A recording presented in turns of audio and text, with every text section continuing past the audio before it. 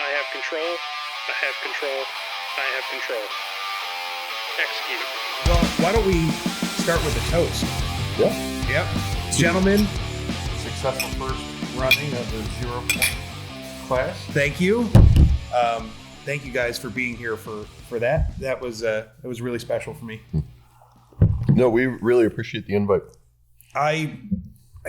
When especially with starting this thing off, and we'll just start this interview going on here because we're going to be chatting about some cool stuff. When I was given the opportunity to start this class, my first class being a radio class, I was like, oh, I know who I want to invite. Kyle. Met you at SHOT Show. Yep. We started talking about what you do for Savox, and I was like, no, we've started a relationship. My first radio class, my first class ever as ZeroPoint Training. I was like, I got to get Kyle here. And then when I got a random call from Curtis saying, hey, so my brother's coming, I'm going to come and be there. I'm like, yeah, of course you are. You need to be here. I'm going to come and bring my camera. And, yeah. I'm the jackass with the camera. Yeah. Yep. That's just the way it works. Yeah. I was like, yes, please. I mean, there is no bigger joy to me than sharing like classes with friends. Curtis, you and I have, been friends for a few years now. I really enjoy getting to hang out with you. And the fact that we got connected, or I got connected with Kyle through you, and just knowing everybody, it's a testament to just how awesome people are in this industry. And the training community in general. But I think part of it was fun for me is like I've been doing this for like over a decade now, and now that my brother actually works in the gun industry, it's actually really fun for me. Yes, finally, so he's been kind of doing other stuff, up to that point. So it's nice that he's in doing it, and like we kind of all work at the same place now. Yes, right. Yeah. Yeah, and you can have shared stories and shared contacts. Like, oh, I know this guy. You know this thing. Man, isn't he an asshole? No, it's the beautiful thing about the community. Is everyone kind of pushing each other up. And that's the beautiful thing about it that I wish there was more of. Yeah. Than the other way around. And I don't like the term everyone.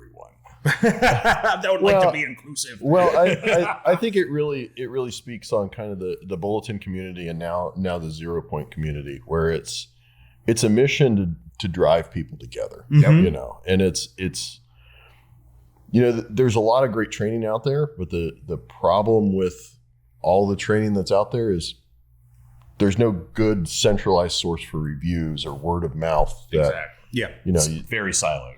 You have the top, the top of the industry. Those guys, of course, always have their courses booked. Yes. But there's people all the way down through the rank and file that provide absolutely amazing training. And it can be more localized or more regional to you. It doesn't cost you $1,500 to just pay tuition and then attend a course. And if I could interject for a second, like some of the best training courses that I have taken had like 7 people in them. Yeah. Right. The small ones. Like, yeah. Well, like that were like the most gifted trainers that I've met. Because, some guys, they've done like all this cool stuff in, the military or whatever. And then they try to make the transition to the commercial training market. And like some of that stuff works and some of it doesn't work. And, having taken hundreds and hundreds of hours of training in the circuit at this point in time, like some of the best courses out there are taught by people that you've never heard of. Right. Yeah. Like for me, like I have some friends that are very talented in marketing, like almost intuitively talented in marketing, like Gary Marr, the owner of Tremis Dynamics. He's very good at marketing himself. Still on the smaller side. It's not like on the level of the big name trainers, but he's really good at making connection with students and promoting classes. He's an exception to the rule. When I thought up Bulletin, like there was one person in my head that I was thinking of like, this is who I'm making this for. And it was Jay Gibson. Like a guy that we've all trained with Jay, right? Like, like an exceptional trainer, who just doesn't have a lot of heart for getting out and promoting himself. It's not in his nature to talk himself up, to market the things that he offers. It is some of the best information I've ever gotten. Like he's my role model for teaching, or one of them. Gary being another, and James Yeager being the third. Those are the kind of three most influential dudes on who I who I want to be like and teach, or who I want to teach like. But like Jay is the one that I thought of. I was like, he does not ever want to like talk himself up. No, he's I can do that. Under promoted. Like I've been in advertising the last 20 years. So like getting the word out about things that deserve to get the word out about it. I'm like, I could do that.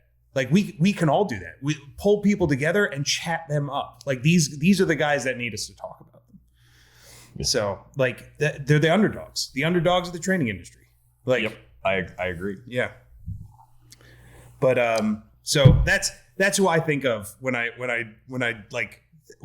try and figure out like user testing. Like if Bulletin is like, oh, what type of feature should we add? I'm like, I wonder what the J factor is on this. and eventually it becomes, well, it's just going to be set on fire. Like it's that's true. Pretty much. Yeah. Some of his stories are the best ones. Yeah. I mean, just the experiences he's had, like the background being like, we've had Jay on the channel a bunch. Oh, have you? Yeah, he's a great time. He was actually in our first podcast episode ever.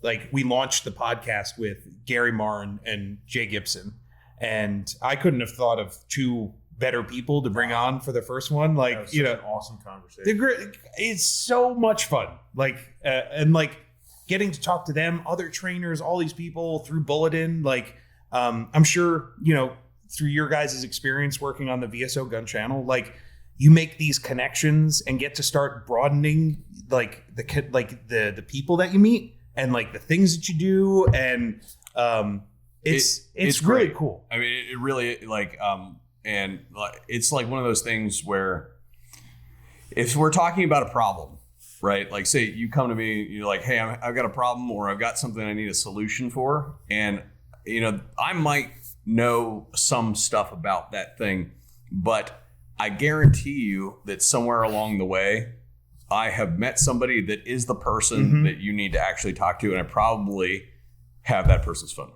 Or I know somebody who has that person's phone number. The secondary contact. Yeah, right. Yeah. And we can put that together and we can get that solution fixed. Yeah. Right. So I've had just guys that are like, just got a new thing that they wanted to, like the transferable market, for instance, on 86 machine guns, for instance. I've had guys that are like, I'm like, look, man, I've only shot these things on camera, right? Which is more experience than a lot of people have. Right. But I know a guy that has literally built those things. So let me call my guy that actually has that person's cell phone number and let me see if he wants to talk to you. Right. That sort of thing. Yeah. But I mean, I think that's case in point of like, and not to lose sight too of like, hey, why is this interview happening? Because we kind of just jumped into this thing, but no interest. Like what's so just to carry the thread through, because if I don't, my brain will just start wandering off places, especially after a day of training and getting to drink this absolutely delicious beverage. Thank you, sir, for providing. You helped us make that connection. Like, and this was probably one of the closest people to you because Kyle's your brother working in the industry, and like he was like, what do I do? I was like, go to the circle bar. Go to the circle bar. That's what everyone does, right? And like this table is a testament to people working together to make those connections, because you obviously brought Kyle into the fold, was like, hey, you make connections. Max was talking to Kyle and found out, hey, well, Kyle's doing like, headsets, like communication headsets. I'm like, really? Like, I thought the only people that make headsets are Peltor and OpScore. And he's like, no, you need to go talk to Kyle right now. I'm like, okay, Max, we'll see.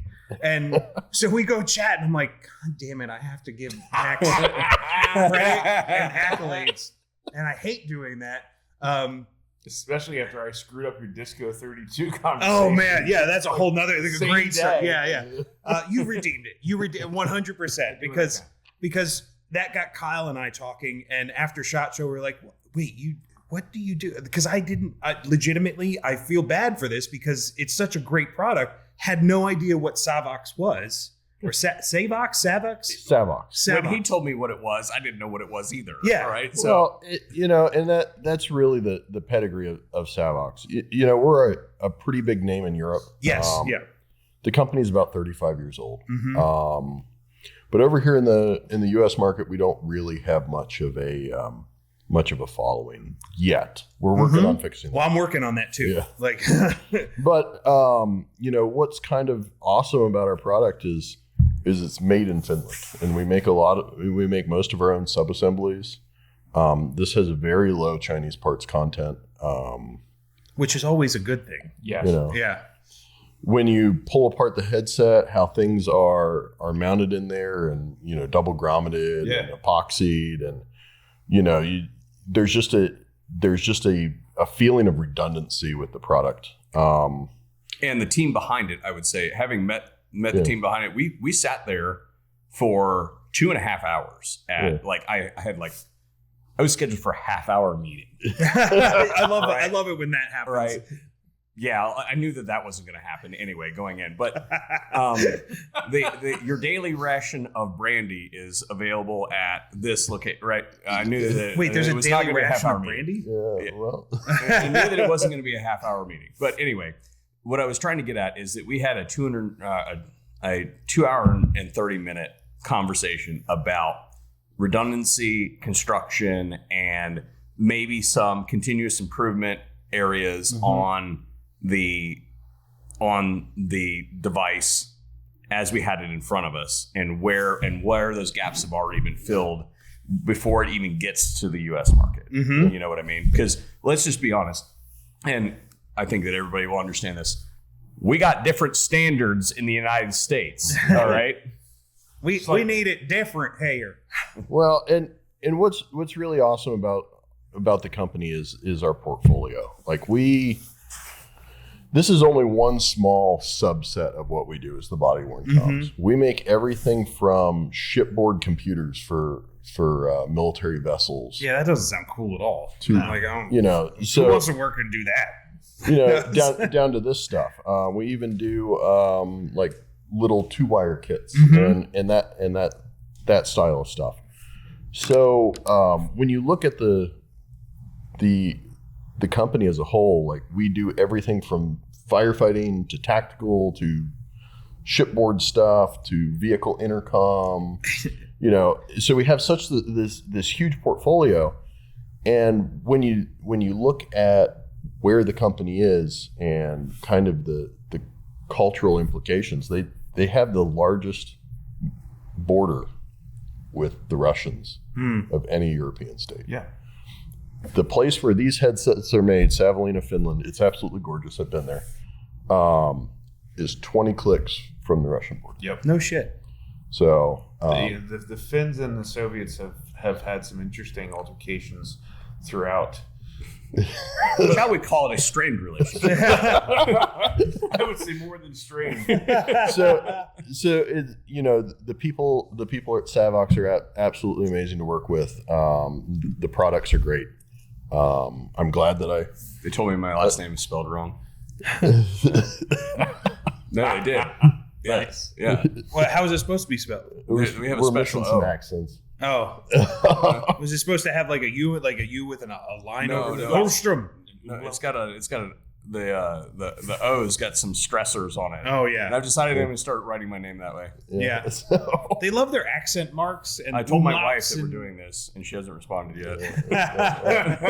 Surprise, hon. So and I'll admit I was embarrassed when we connected after SHOT, and you're like, yeah, I work for Savox. I'm like, okay, I have to look that up because I hadn't heard the name before. So I went home, checked it out. I'm like, holy shit, this is legit. Like what is, like, how have I never heard this before? But it's a total testament to how a market can be so dominated by Yes. two names, like or just a small sect of names. Yeah. And like, you know, after and I want to talk him up because Kyle was so gracious to like send me a set of the noise comms for T&E just to see like, hey, do these live up to what the expectations are? And by the way, yes, 100%, 1000%, like they lived up to everything that I was hoping to see in a pair of like comms enabled headsets. And I'm like, this is amazing. And the price point is exactly like what people can afford, or it's more affordable than what everything else I've seen from like OpsCore, the Peltors, Autos, whatever. And I'm like, this feels like it's too good to be true. I mean, the only thing that comes close is used.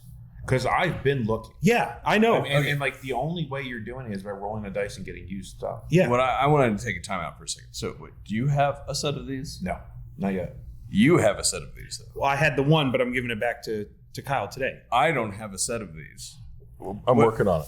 I'm working on it. We're working on it. Well, I just got, because I'm selling them, so like I got some, so I can can have to buy them from Mike. Is that what's going to happen? Well, I don't own them. I'm giving them back today. Like they were just for a loan, but I'll work on it. By the way, I'm devastated because I wanted to definitely hold on to them as like a usable pair, but There's no hold. yeah, no, we're just kidding. We're gonna throw shade around as much as possible in this. Guys, I understand it. I'm working on it. It's it's a Come on, Savox. Let's get with it. You know, let's get some units in the U.S. and like, you know, let's get them in the hands of like let's face it, Curtis is the one that's going to get you some sales. But like, well, you're the one who's selling them. So well, they're available for pre-order on the Bulletin website, shop.bulletin.net. So check that out. I've been firsthand witness to you preaching the importance of it and preaching about how much it's ignored. And that, you know, like you were saying in class today, you have another AR-15 in your safe that's 2 inches longer than your other AR-15 that shoots the same round as the other AR-15, but yet you don't have a legit comm setup. Yeah, it's like, so the fact that you give credence to it, you know, whether or not you know who Mike is or not, there's a huge amount of weight behind that because you train and you're putting your reputation out there on the line of saying, hey, this is what you should buy. Yeah, I don't put my reputation out for like brands per se, like products, but I put it out there for people. Yep. And I mean, you know, I may have made a stat judgment, but like when it came down to it, it's like, oh, well, I know Curtis, and through Curtis, I know Kyle, and those are good people. So I'm going to support people that I know that train, that know this shit, that put their word out there for stuff, and like that means more to me than anything else in this industry is the people. Yeah, I don't want to get like super into the weeds on it because like I understand. I want to try and say something here about this particular thing, having tried it in some like really high volume situations, like industry day at the range, and more controlled situations as well. I took a pair down to the demo range day. Down in Texas this year, and there were just machine guns everywhere. So like I've gotten to try it in a couple different places, as well as like our controlled environment out on the range. And I guess what I would say is like I understand where people come from when they're trying to purchase like a pair of electronic hearing protection, particularly if they are like the first time they've ever done anything, right? And I'm not going to name any names. But there are products that you can walk into a department store and purchase for $50, you know, $100, you know, or less, you know. And when you look at the consistency and the quality of that product and the features that are available in that product compared to something that's kind of closer to this price point and quality, like I understand why people get there. And if you're going out there for the purpose of saying like, all right, I've got 50 people that I need to have electronic hearing protection for today, right? Yeah. I understand where you're at. Oh, right? yeah, 100%. Right? But the bottom line, I suppose, is that like we touched on Chinese content earlier. Like the amount of Chinesium in those products is considerably higher, and they don't actually, and I'm trying not to put words in these companies' mouths, but they don't actually care whether their product is being used by people, because they know that it's the cheapest thing on the market and it is the most available thing on the market, because they've spanked them out in super high numbers, and they can get it wrong. And at the cost of getting it wrong, what is on the line? Your hearing, right? And if you look at the hearing rating on some of those things, I challenge you to go out and see, do all of those products actually seal? Right. When do you have to wear doubled up hearing protections in those in certain instances? Like, where are you at in relation to the firearms? What is the situation that you're using them in? You know, there's a whole, do they hear in stereo or mono? Like, there's a whole bunch of things. Right. Do they integrate with communications? And there's an ergonomic factor to it too. Like, I remember the very first time I took my wife to a range, and I don't mind naming them because it has nothing against the brand, like Howard Lights. Like they I have a set of those. Yeah, I have 4 sets. Yeah, of they're those. good. They're, like, for me, they work fine. But like for my wife's head, there was a gap that would exist when she put on a pair of Howard Lights, because they have a different shape. About right here. Yep. Right. So when we went to the range, it was an indoor range. It was way back before I swore off indoor ranges. Indoor ranges are terrible. They're the worst. So no we went shade there. on anybody who owns an of course not. indoor range. Trying your best. It's just, man, I don't want to subject my head to that. No. So, like when we went, she put on a pair of Howard Lights, and those particular shape of headset or ear pro didn't fit her head. And I was like, what are you bitching about? Like, they work just fine. They're fine. Like, yeah, she and was you like, got the head the size of a water. right. And I didn't understand that they. And not a little one. There not was one a of those little hole. cantaloupes either. Like, I could put a finger in between her head and the ear pro. And I'm like, oh, those aren't doing anything. Yeah, of course. That's why they hurt. Yeah. Like, she's like, my head hurts. I'm like, stop being a baby. Yeah, your head hurts because you're taking full dB blast. I was such an asshole. It just has to travel around the hearing protection to get in, right? She'll probably listen to this and be like, yep, he was an asshole. What he didn't add is the guy in the booth next to him was shooting a shorty AR. a 10.5 with a an SBR Fostech Origin 12. Yeah. Well, she was shooting a Tavor X95 with a Midwest Industries brake. Ooh. Now, and so you got to qualify. That's a great that break. Like your wife? You have to qualify that too, because you got to remember that the ejection port on a Tavor is right here. Yep. So like it doesn't even have to travel around the hearing protetion. It's already there. behind the hearing protection. And while the Midwest Industries brake, great company. Is it one of the 2 chambers? Yeah. It It was a great brake. It did exactly what you wanted to, but when you're in a booth and it's hitting the walls next to you, it's just echoing right into that. I was like, I totally set her up for absolute failure. And I understand why they do that, because they don't want you to be able to swing either way, right? It's imperative that they set those bays up that way. All you need to do is look at the floor and the ceiling, around your range, and see that it is absolutely necessary that they not, because then they're going to be shooting the wall. What always catches my eye, like the thin metal piece that like holds the carrier, the automatic carrier at like an indoor range, like that thin metal piece. How many bullet hits are on it? And I'm like, how many shots needed to go near that thing for it to actually hit? Like that's just the ones that printed. Yeah. It's a real thin metal piece. How many went in that general area completely off the target? I'm you should see. Okay, so let's segue a little bit into industry. Oh, right? Okay. All right. Let's get into Curtis's wheelhouse here. So all you need to do to know that this. So the assumption that we can make is that the people that go to industry events, shall we say, we're not going to name any individual events, but I want you to, next time you go to an industry shooting event, right? We're going to assume that those people are semi-professional, or at least have some experience with the product that got them in the door, right? They have some level of vetting that got them in the door.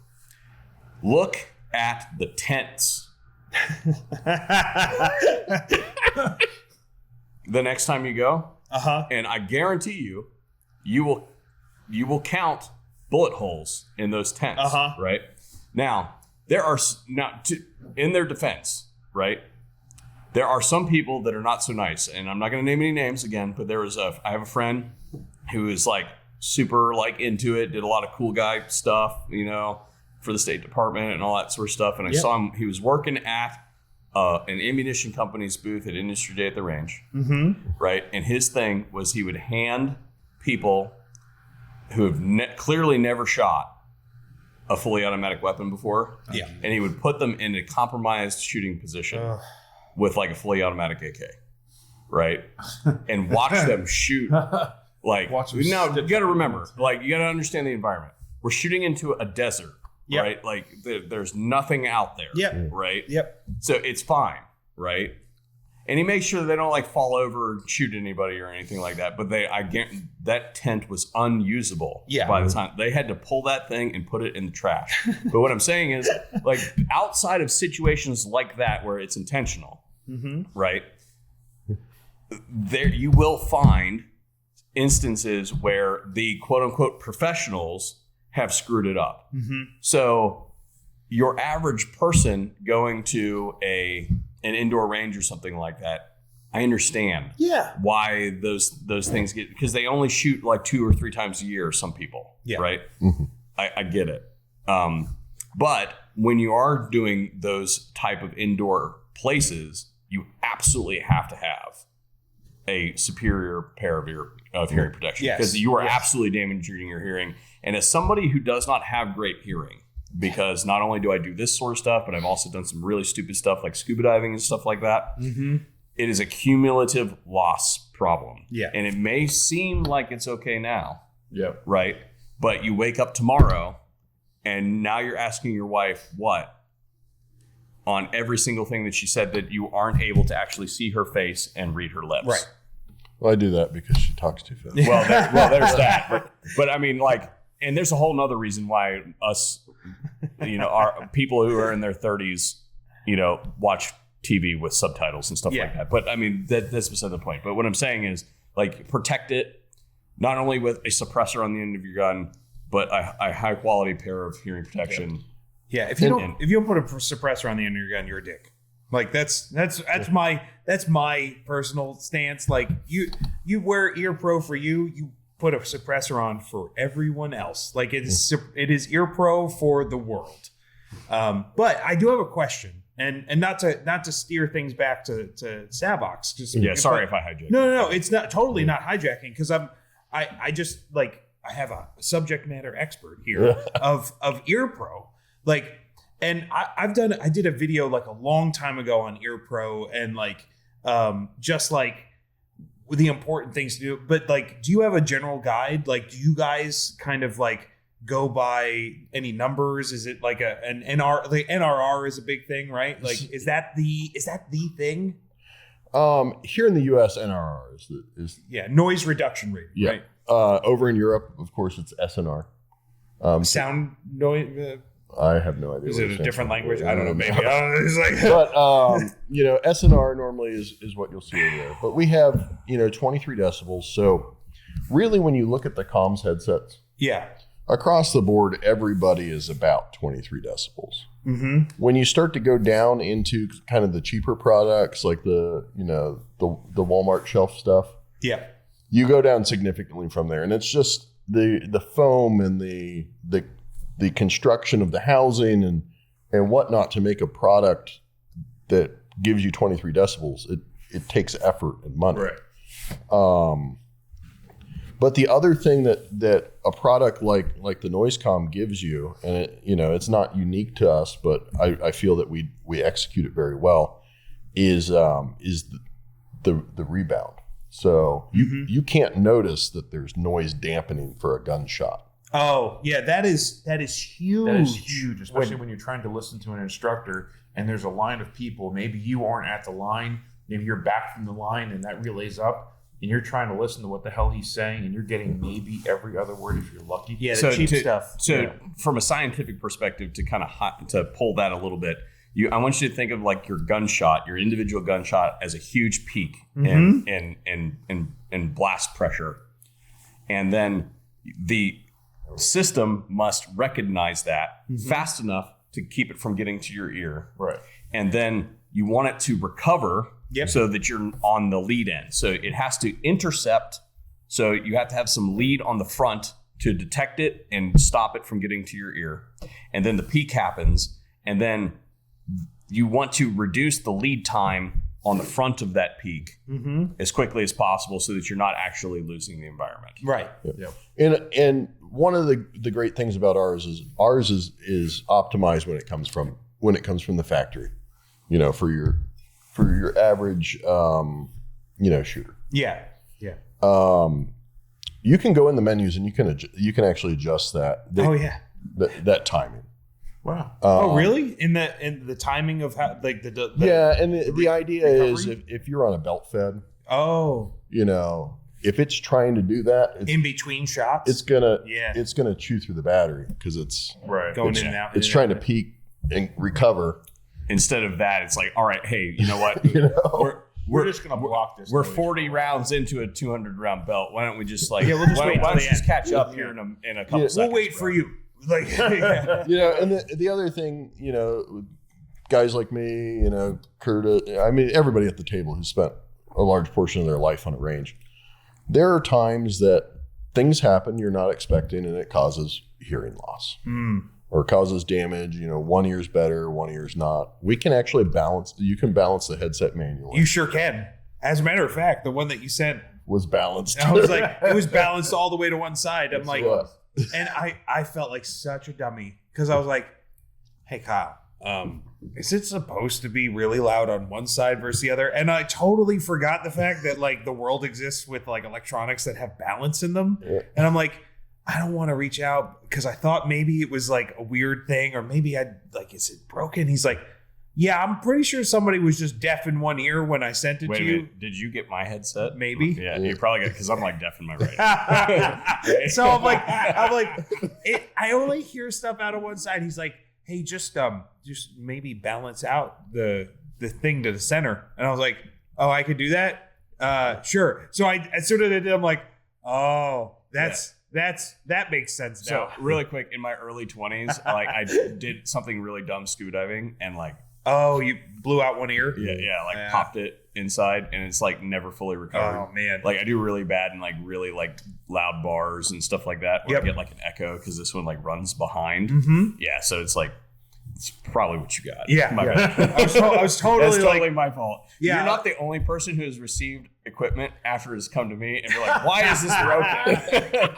I was like, damn, somebody is like totally like blown out one ear.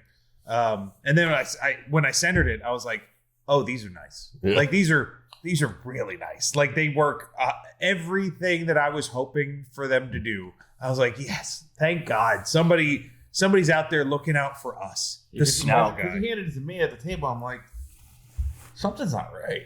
Like there's something wrong. It's like, hush your mouth. No, I will tell you this. I sleep on, if you're looking at the bed, the right side of the bed, and I sleep on my back. So my right ear points at my wife. Right? So whatever she's doing over there in the middle of the night, have no idea. Yeah, she will never see this. She'll never she shouldn't watch this stuff. Right?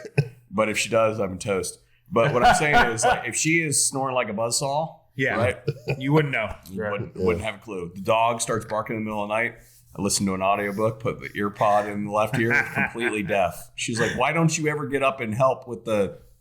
It didn't wake me up. Yeah, exactly. Didn't hear it. I always love that one where they get angry because you didn't wake up for something. It's like, it's not like I didn't choose to get up. It was like, it just didn't wake me up. You could have woken me up. Why did I want to do that? I was like, what's the difference between me waking up organically and you waking me up? I don't know. Like I never heard the crying baby ever. I'm just assuming that she's going to wake me up for crying baby. But let me tell you something. She was very if you effective can sleep with through the crying elbow. baby, you're a better man than I am. Stop. So here's a question I have for you. So what brought you to the company? Like why this company? Like, how'd you get there? So I was working in. Yeah, the feet and So I was working in distribution, and the thing that I recognized really quick is I was selling everything from armor to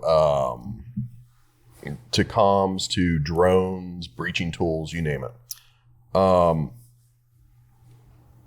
I really realized that I like to sell tech. Okay. You know, it's a force multiplier. It makes a difference in people's lives. Like selling an armor vest is great. Yeah. But it's not exciting. No. You know, you don't get to put a headset on somebody the first time that they haven't had anything with really good situational awareness. We call it the deaf baby moment. It kind of comes on and they're like, oh yeah, their eyes light up. I know exactly. I've seen those videos. Yeah. So, that's really what kind of drove me over here. I was selling another product through distribution. My boss had come over to Savox, and I kind of followed him. Oh, Gotcha. You gotta love networking. Yeah, and it's a great company to work for. It's it's absolutely wonderful. A couple things that I think we kind of missed when we were talking about features on it. We talk about the superhuman hearing mode. No, we did not, which I'm a big fan of because I don't have great hearing in the first place, and it makes me feel like so I there's have superpowers. There's a mode on this where you can actually hold down the plus button and you go into an elevated hearing mode. This is meant for wearing plugs, right? No, it's actually meant for operators who are about to make entry or whatnot to listen to. Well, yes, one of the things is you can wear it with plugs. Okay, and well, it helps overcome it. So you can double up. The other thing that it really does is you can hear people sliding a closet door shut or trying to let down a slide easy. Got it. Or I got a competitive shooter down in Florida. His name's David Wolverton. He's we sponsor him. He says he can hear the mechanical crunch of the timer before the beep. So that's some next level fucking shit right there. Now it like I love the mode. It's like if you're it's a lot of data going into it. If you're in your house and you thought you heard something and you put that on and they're doing anything in your home and you know you're home. Yeah. And then my dog drops the toy. Go, go, go. Oh, God. Squeaky. In my house, it would be my wife dropping a giant metal water bottle. Like that. Basement car or... Yeah. Like I consider this a personal win. Yes, or the day I left for this trip to come out here to the beautiful Brookville, Pennsylvania area. By the way, you should check out 7 Syndicate Range. But that's where we're at right now. These guys are awesome, and they're hosting our class this weekend. And can't speak enough awesome things about them. But as I was leaving, my wife, my lovely she will wife, watch this. She will. She's the only one though. She's the only consistent. She made it a point to bring her metal water bottle, which I hate, over to the trash can and threw it out in front of me. She's like, "Wow, you should be happy I'm getting rid of this." I'm like, I am happy. And I'm like, "Are you doing it because I finally got through to you?" She's like, "No, I dropped it enough times that it got dented so it won't sit straight up. Well, up anyway. So it tips over." I'm like, "Oh, so you're just getting rid of it because you dropped it a bunch." I'm totally going to just send her. Like, I have a whole pile of them. Why are these metal containers show up my house? No, I did a lot of work for Mission First Tactical when I did the Dreamwear stuff, and I literally have like several of them that are still boxes. Dude, please do not send us metal. Send it to me and I will randomly do it. Yeah, you will. I'm just like, I literally keep like moving them out of the way. And it's like, I use them as giveaway items every once in a while. I'm like, oh my God, I have to get rid of these things somehow. They look so cool. They are pretty cool. Like my favorite one is the one that's it's like the it looks like an HE grenade. Yep. Right. Oh yeah, that would be cool. Yeah. But anyway, sorry. Jamie, coming soon to you. Yeah. See, my wife, she does the. My wife. She does the what's the bubble water thing? The soda stream. We have that. Yeah. So, dude, if you like sparkling water, look, there's sparkling water on the edge of the table. Actually, this is still. There's constant. Oh, it's still. Yeah, that one's really good. This is lemonade tea. The Arnold and Palmer. It's non-carbonated because I can't do carbonated with the tiny stomach anymore. Yeah, I don't care for the carbonated version, but the Yeah, these are so good. This is kind of like their marketing is the. That's why I picked it up. Love their commercials. Yeah. Have you seen the kegs for pregs one? Yes. Yeah. Have you seen the T-shirt that you can buy that you just sell your soul or spend $250,000? Being that Monster Rehab hasn't decided to start sponsoring the podcast and sending us free drinks yet, we're maybe trying to go for Liquid Death. Yeah. Even Call though me. there's Call us. always product placement placed correctly to the cap. You will always have fans in us. I mean, but look, if First Form we'll get in the game. Come on, Liquid Death. Come on. Liquid. It would be an honor to do anything with those guys. Oh, they absolutely. have the best branding and marketing Yes. I have ever seen. Like, and this is coming from a guy who's like dedicated a career to like messaging and branding. And I'm like, you can't beat this. No. Like, they branded water. Yes. Like, Right? it's so literally good. Water. It's literally water. Yeah. Right? Yep. Yeah. It's canned water. Yeah. And I pay a premium for it. Every time. The only product that I buy over that product is the Celsius product because it's loaded with caffeine. Oh, really? Right. But if they made a caffeinated carbonated water, well, Liquid Death. Feel- in case you yeah. were wondering. You can have that one for free, guys. Liquid Death, caffeinated water. I need you to go add 200 milligrams of caffeine to that, and See, my favorite thing about the of course the product tastes amazing. Yeah. Is you go into the gas stations and you get a peek into the human mind because they There's don't not a lot of things I want to peek at a gas station. well but they don't understand what to do with the canned water. Okay. Yeah. No. yeah, So does it go in the Gatorade cabinet? Does it go with the bottled water? Oh no, it goes in with like the motor oil on like the shelf on the it side. depends on which gas station Yeah. you go to. They don't have any idea. Yeah. So it's normally in a different place every time. So normally it's in with the energy drinks, and you're like, oh look, I need Water. I need that, and I need water. Yeah. Yep. Easy peasy lemon squeezy. You know? And I started doing. I used to make fun of people because I had a project manager. They were from like New York, and that's all they would drink is carbonated water. And I was like, why do you drink that weird water? You know, like that sort of. And then I started drinking it, and it cut down on my alcohol consumption so considerably. It's part of that the oral fixation. Yeah, thing. and I didn't understand it, and now I got to the point where I was spending so much money on carbonated water that we ended up getting soda streams for everybody, and now every residence has a soda stream. Mm-hmm. And I did the math on it. It's like 26% the cost of buying Like seltzer water. seltzer water or whatever it is. Yeah, And- on max setting. Yeah. although, is it like reloading? Do you think like where? Like, do you really save money, or do you just wind up drinking More water. more seltzer? Well, so I'll put it like this: it's free, right? Yeah. It's like there's no calories, no nothing like Yeah. that, right? So I put it like this: if you were thirsty and you drank more water, and are you sufficiently hydrated? Yeah. Well, then what's the value of that? Yeah, Because well- you can't put a price on it. so that's what I'm saying. So like if you drank more water Mm-hmm. because it was fizzy, and you didn't drink a Mountain Dew or whatever it is, right? Whatever bull crap it was that you were going to put in your body, then hey, as we sit here and drink whiskey, Well, there really is no better. Well, liquid what I'm form. saying is like when you choose instead of going for the oral fixation of some kind of like super sugary beverage, Yeah. right? Because like I don't know, like this thing I think has only got like 3 grams in it, right? It's not. I think it's 7. Yeah, 7 total carbs, right? That thing basically has none, right? No, that- Or it's that's the same. It's the same. 7. Excuse me. I mean, if it's an actual carbonated water, that's sure. not actually. Yeah. Oh no. Yeah.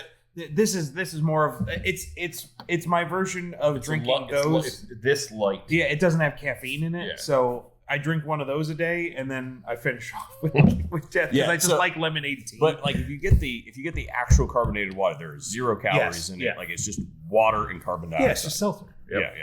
So like that is substantially superior to drinking a bunch of other crap. Yeah. Did any of you think that you would be listening to this podcast and going, you know what I'm going to get? Health tips. VSO gun travel. From a bunch of fat dudes. Carbonated water. And bulleted. It's like, we're going to get healthy. What are your thoughts on keto? Don't even get me started. Let's not go there. Yeah, No, we're not a keto fan. Yeah, we've derailed this thing enough. We're talking about substance. I have a habit. I get the critique I get from every single show I ever go on is that I hijack every single show, right? And I apologize. Well, You have that magnetic personality. like the best part of doing this is allowing the people we bring on to hijack the conversation and put their foot in their mouth. Yes. Well, I don't want to lead the conversation all the time. That would be and weird. The reality is, like, if people watch your channel, my guess is they have never gotten just frank discussion about sparkling water. non-important. Quite possibly. So As I just spit on your microphone. I'm not going to touch it, but I'm sure it's had worse on. We've been talking a lot about communication. You guys are both in the communications industry, either from the media side or the tech side. Was there anything that you've seen recently, or like big deals going on in communications, or things that have really struck your fancy lately? do you mean like? Can you clarify? Because the answer is I'm yes. just reaching for a question. Oh, okay. Like, I don't know where to because go. I mean we could go into like Sig Sauer and like that. Wow. no. Yeah. Well, that's a miscommunication, right? Well, that's what I. Well, That's a see, those are spicy the one. those are the best. Those are the best case studies in communication. Well, what is going on with SIG, honestly? There is nobody knows that answer except for somebody who works at SIG. I have no idea why they did what they did, but they did it. Mm-hmm. And people, like, if they had never done that, we would never have even brought this back up again. Mhm. Right? Yeah, the 320 stuff. Yep. Yeah. All of a sudden, people started texting me like the last week or so, going like, "Have you seen this 320 thing?" I'm like, What? What? 320? Like, So basically what happened is SIG on their X account basically got on and said, hey, our guns are fine, and all this crap that you've heard about our guns not being fine is all fabricated and all that sort of stuff. And it's like, you know what? We were done talking about the fact that there are problems with the thing. Like, it's the majority of those problems were when the weapon first launched, right? Mm-hmm. Like 2014, right? I don't think it's actually relevant what happened in 2014 because it's 2025. But Right. you've made it relevant. But now, since you brought it back up, being that you mentioned it, right? And so they issue this statement that, to be completely frank and just straight up and honest, was riddled with inaccuracies and partial truths, right? They would say things like, hey, we've had multiple cases where the claims were refuted, right? Or dropped by, and it's like, yes, you absolutely have had multiple cases where those cases were settled, right? And the people admitted that, you know, these statements that you said. But then there were other cases where you had to pay millions of dollars because you lost. Mm-hmm. So yes, the statement that you put out is true, is factually accurate the way that you wrote it, but you wrote it in such a narrow context to make it true, right? We've all seen a situation like that where it's been written in such a way to carve out a factual statement. Yep. Yeah, and It's like the rule of statistics. Like, you can make statistics say whatever you want as long as you narrowly constrain the parameters, right? You know what I mean? Take it away. Yeah, and I think it's a situation where it's a combination of things. Like, initially, I do believe there was a mechanical problem, and that's why they did a mass recall. You need to say that it is your personal opinion. It is my personal opinion Yep. that Insert disclaimer here. you know, that initially, or else they wouldn't have recalled so many hands. No, I get. You- Yeah, you know, totally. And good on them for fixing that. Right. Yeah. That's the right move. So I don't know why this came back up. Like, Yes, I don't come know. out of the blue completely. I don't know if 10 years have rolled by and now They feel compelled. or there's police agencies that are dumping a bunch of surplus things on the honestly wondered market. if there Like, was a lawsuit that had to be settled and they had to say something because of some kind of a lawsuit. you know, that finally came around. So- That was my assumption. So I did a video on this, and my personal opinion, again, I will state that again. My personal opinion is I feel like there's a lot of stuff going around with the accountability of government right now. Right?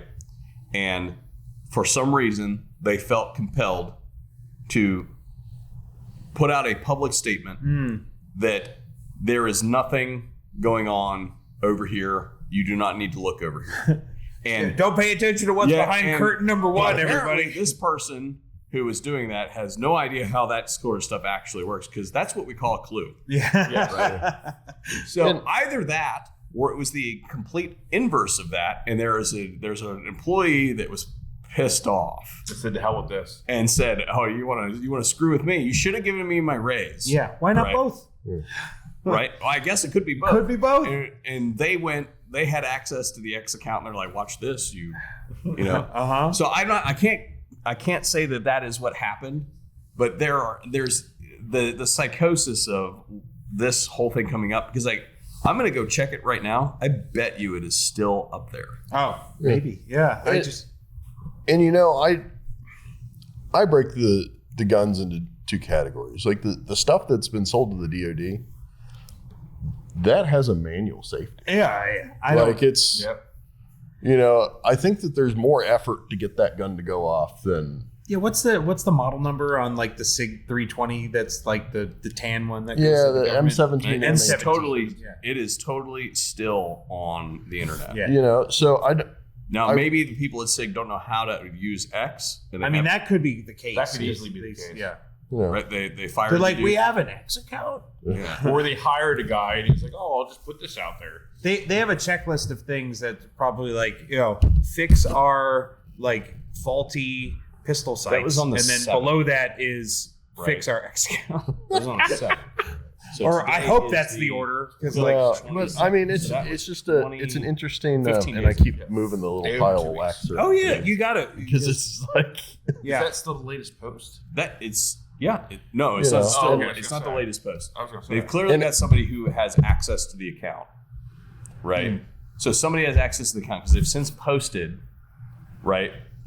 There's 2, 3, 4, 5, 6, 7 posts above that post. That post is made on the 7th. Mm-hmm. It's the 22nd. So that's Yeah. 15 days. That's a day over 2 weeks. That thing is still there. And they clearly must stand by it. Yeah. Mm.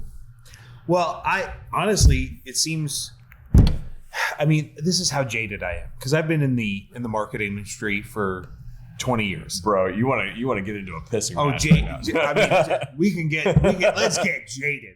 Like there's probably someone there, and SIG being SIG, of which, by the way, I own $10,000 in SIG I'm a products big fig. that I'm a I paid for. big Thank you SIG very much. fan. I carry one every day. I trust my life to SIG. It's what my wife carries. Like, I'm not a SIG hater. I'm the opposite. Like, I'm a big fan. You're a facilitator. I am a sir. facilitator. I enable SIG. But like the idea that there's probably somebody making a strategic decision at SIG going, yeah, we can make a message like this. We can bring this thing back up. It will, in the long run, make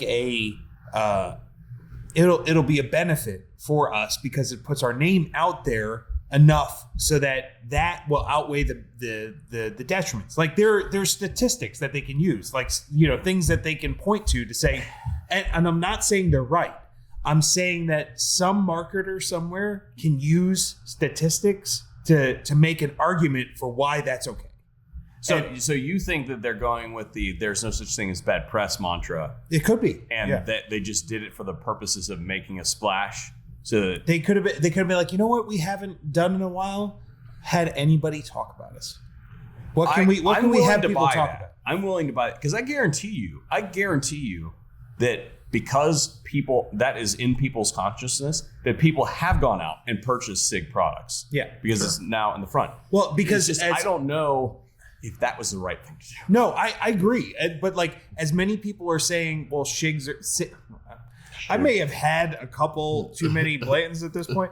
SIGs are shit. Like, blah, blah, blah. You will have 2 times as many people coming out going, SIGs are amazing. I carry one every day. So, like, the interaction, like those guys that are the defenders, they're pushing the brand. Yeah, and they're going to get pushed into the algorithm. They're going to get pushed into the content. Yeah, and I think that anybody that says that Sig Sauer products are shit is probably somebody who's never actually shot a Sig Sauer product, right? Because I have multiple Sig Sauer products, and they are fantastic guns. I don't will personally own I will roll that. 320. I will roll that back.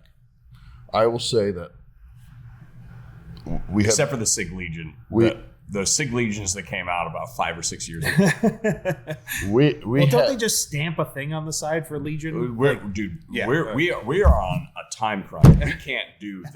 Yeah, we can go another 2 hours on Right. it. Well, I mean, but my thing with, like, because I carry and shoot SIGs, like, you know, and I have 320s. Yeah. My wife carries a 365. If it's serious use, I carry a 226. And here's my thing with Is that because you're a Navy guy? Yeah. I knew it.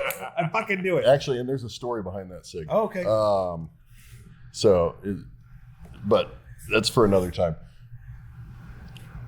The 226 series, that, you know, like your M11, I love it. that's a different level of gun that we're talking about, the 320. Now, the 320 is a very serviceable firearm. Good. Like, it's a great gun. Yeah. And especially if you're a guy who's transitioned from a 220 series, so like 226, 228, 220, whatever, going into 320, it's very easy for you to do because the bore axis is the same. It's the grip exact arm. same gun. The only thing you have to learn to get rid of is decock.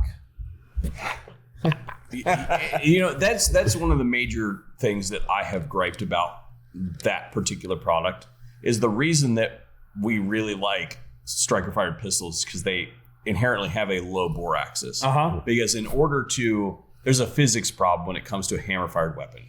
You have to have a particular length of throw for the on amount that of hammer, so on it the gets inertia on the hammer to generate the inertia to initiate the firing pin to impart enough force to push the anvil and the primer to set the cartridge off, right? Yeah. So in order to do that, you have to make the gun so tall. Yeah. And my gripe since before any of the stuff ever came out about the 320, when I saw the first pictures of the 320, I was like, it looks to me like they took a 226, cut the hammer off the back of it, and stuck a striker fired mechanism in it. And it's like, that was supremely lazy. Now, I think the dividends of the 320 that have come out is you've seen many guns that have gone to that interchangeable chassis sort of internal system. That is the future. Is the legacy of the 320, regardless of what happens to it. That Ruger is just a released fantastic concept. Yeah, Ruger just released a Glock 19 that does that. And Yep. I mean, that is the future. Well, it Yeah, wasn't that even is the like 320 wasn't even Sig. the first one. Good job. Yeah.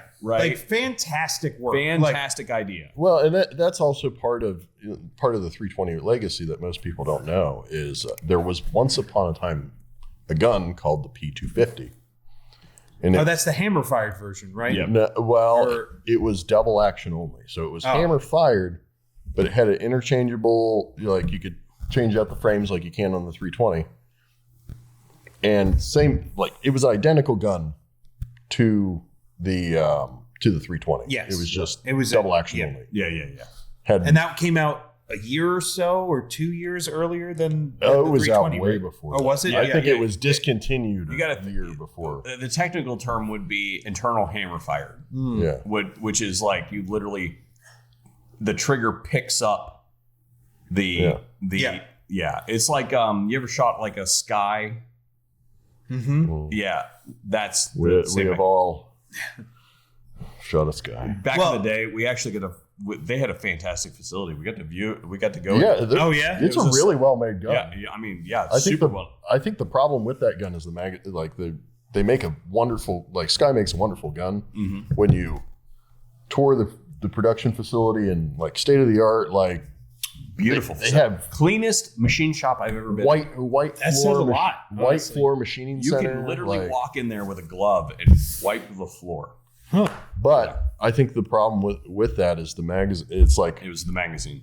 the gun is great, but the magazine, like you pick up the magazine and feel it in your hand. It's like this magazine is bulked out from Yeah, Pacific Rim. if you Like, took, so we have, when we did the testing of that gun, like, I don't know, over a decade ago at this point in time, they sent us like every color Sure. that they made, Yeah. right? And just a box of magazines. So we would like literally go through and like, oh yeah, this one works with this magazine. And they're like, if you walk into the ready room, at the farm, there's literally a Sky CPX 2 whatever.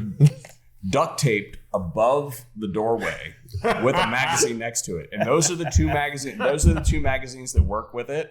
Right? It's not moved in over a decade. I guarantee you, if you go in there and you pick that thing up and it's going to go bang, right? But if you had taken that magazine out of that gun and put it in a different one, no way it would ever work. So what we literally did is we got to the bottom of the box and we literally took like all the magazines that didn't work and like smashed them flat with a hammer. Right? We're just like, no, throw them away. Yeah. Right? Yeah. So Nobody should ever be able to use this again. It was like the Reisig guns when they were leaving Guadalcanal. They just like threw them over the side of the boat. Like, nobody should ever have to use this weapon ever again. Yeah. yeah. So I'm glad they didn't do that with the was it M1 Garands after Korea? Like I have one of those like CMP guns that they've boxed over the Every once in a while, I'm like, I Gorgeous gotta CMP. borrow your Garand. I got a gorgeous CMP gun. Yeah. It's really pretty. It- Totally non sequitur, like out of left totally, field, but like man, yeah. those things are. Yeah, maybe getting a little bit chubby about that gun. Oh Maybe a man, little bit. that's one of my favorite things that like Getting chubby over guns. oh yeah, why not? This is going really after weird. you've been married long enough. So we're approaching our time limit because we're Yeah. about to. Yeah, we should probably shoehorn this back we into should, like yeah, action. we should probably bring this back around.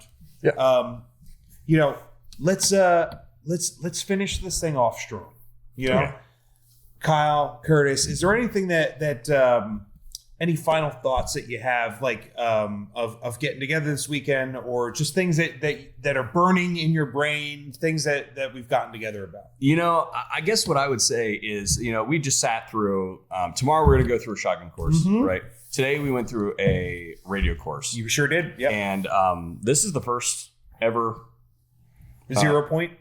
ever ZeroPoint branded radio. This is course, my first, right? the first iteration of ZeroPoint class. Yeah. So I guess what I would say You guys are plank owners. is, so like in my career, I've had the privilege of taking hundreds, if not, I could probably comfortably say thousands of hours of training from instructors around the community over the years. And one of the things that we have considered integrating for the longest time is a radio system, because where my business is located and where the range is located is on the family working farm. Yep. And he's got some interests that are going in. We have some third party interests that are going into the property. Like, there's a lot of things that have the possibility of conflict. And we've never had like a major problem before, but there are some times where I'm like out there doing stuff by myself, right? For instance, and I know that if I had a problem, I could get to maybe a cell phone or something like that and thing. But there's also like, I've had instances where people have like rolled up on me, and while I'm wearing something like this, I can hear them coming because they're in a vehicle. There are times where, the environmental conditions may not have been right for that, where if we had a communication system to deconflict those things, it would be a positive impact. And I've thought about doing something like this before, but there was always like this kind of like, you know what? I don't know enough about this, even though my brother works in this field. Like, I don't know. I don't know enough about this stuff. And there's like this knowledge gap, and like, therefore there's this like barrier to like entry. And it's like, that would be really cool. We should do that. But the impetus to actually get it done has always been kind of behind this invisible barrier. And having gone through, I don't know, what do you say the course was? Like maybe 10 hours? Oh, It's 8 or 9. Eight- We went from about 9 o'clock to 5. Yeah. I feel so much more comfortable in just the first level 1 of the course. Yeah. I feel like I know where I'm going when I leave here today to actually make that a reality. Awesome. Everything from my mother to be able to pick up the phone or pick up the radio and radio onto the property and be like, hey, can one of you idiots come over here and watch this grandchild for me? Yes. So that I can go and get food for dinner tonight or something like that. You know what I mean? You know, like just stuff like that versus like my old man calling me like, hey, I hung up the dozer. Can you come pull me out? You know, hey, we're going to be shooting grenades today. Will you please not approach from the south? Yeah. Yep. Yeah. Totally normal things that you'd say on any radio. Yeah. Like, But it doesn't have to be this critical tactical thing. It could be something as simple as, like you said, hey, I would like to go to the grocery store. Can you please come over here and watch the kid? Yeah. There's no other tool that allows you to be infrastructure free, like not relying on other people's technology, and have immediate communication. Like that you could, like, we as humans digest as easily because we are speech oriented people, right? Well, we're mainly visually oriented, but we love interacting with people through audio, right? Like that's how we communicate with each other. So there's no other tool that does that thing in such an immediate fashion that doesn't rely on, cell networks, satellite comms, all these other things. So radio still has a place. Like it's 200 years old or 150 years old. It still has a place. Well, leaving here today, I know what direction I'm running in. Yeah. Right. Awesome. I already know what the profile looks like. I've already communicated with my father, and I'm like, hey, how do you feel about an encrypted comm network for, general operations? He's like, do it. Yeah. Why not? Yeah. I think that my biggest takeaway from the course is it's a course that you don't have to show up with Gucci kit to learn, so it really meets the student where they have arrived at and brings them into a mindset of, hey, this is where I need to go from here. And maybe, and most of it is I don't even need to change the equipment that I brought. Like, you can show up to this course with a $16 radio and you can learn how to use that device in a way that that makes it really functional. Yeah. So, and then it does also give people the ability, kind of the field training exercises that we did this afternoon. Yeah. To see the limitations and the we saw a bunch of limitations today. But it's very No, get out of here. No. We have to go. It's very important when we talk about it. Think about what happened in North Carolina last year. Yeah. Oh yeah. Anywhere you are in the country, you can have some type of disaster that even a vicious windstorm ripping cellular antennas off of towers. Yep. You can still have a down period. There was literally a case that was a recorded case in North Carolina of an isolated few homes that were in this one area. And the reason why they were able to say, hey, we need help, was because someone had one. Yeah. And they worked up like this rope bridge with, I think it was like shopping carts from a grocery store to get them supplies. And if they hadn't had the silly little $16 radio, like, who knows? Yeah. And I'll tell you, to add to that, like what we've talked about today, as far as like our plan for our facility, includes several of these little $16 radios. Oh yeah. And it includes multiple of those, right? You know what I mean? Encrypted style radios. Yeah, like digital stuff. $250 radios. And several of those, because there are different use cases for each of the and understanding the limitations of the equipment is really important. Yeah. Yep. Right. Well, that's awesome, man. I'm Look, if you, I had no idea that this was a shitty radio. Right. Right. I just look. I play with tech all day long. Yeah. I don't know. Like I said when I walked in here, when we did the initial brief, I don't know fuck all about radios, right? I know that I push this button and some other person can talk, right? I didn't know why this was a marginal radio at best, right? And I didn't know why that was a better radio. Yeah. Well, now I understand why. And for instance, this radio is probably going to sit on my desk, right? In my office. Yeah. But it is not going to go in the tractor, No. right? Because it'll die. I keep those in a bunch of places. Like there's room for shitty radios. Like they fulfill a role. I have one in my console in my car, but you know where I don't put it? Anywhere there might be moisture. Like because they don't react well to it. So like use it for what it's best for. Yep. It's fucking cheap and you can arm a lot of people with communications quickly. Yeah, because like $16. It's like the conversation we had earlier about, the $300 rifle versus Yeah. you can buy 15 of those for that. Yeah. Right. sometimes you need the ability to hand $16 radio and a $300 rifle to somebody and say, hey, There's a value to having something you as a hand-up kit, 100%. We're totally giving hand signals to Noah, the owner of Seven Syndicate, who should come over here and say hi. And he's like, But he's too shy. He Yeah. doesn't. good man. you're better than us. Well, He said that give he us, doesn't drink. Give us 3 minutes and we'll wrap this thing up. Yeah, Thanks, yeah, Noah. yeah. But yeah, I'm so pleased and honored that you guys have taken away something from the class. I stand on the shoulders of giants, of dudes that like have really figured out stuff in a radio, but more so how to teach stuff. So like the fact that you guys were able to kind of pull things and key takeaways from today is really it speaks more to the industry and the community that we're a part of than anything particular today. And I'm not trying to downplay this. Like I put a lot of effort into this and I'm very proud of the course. And but I want to give credit where credit's due in that like there are people who taught me stuff about radios and there's people who taught me how to teach.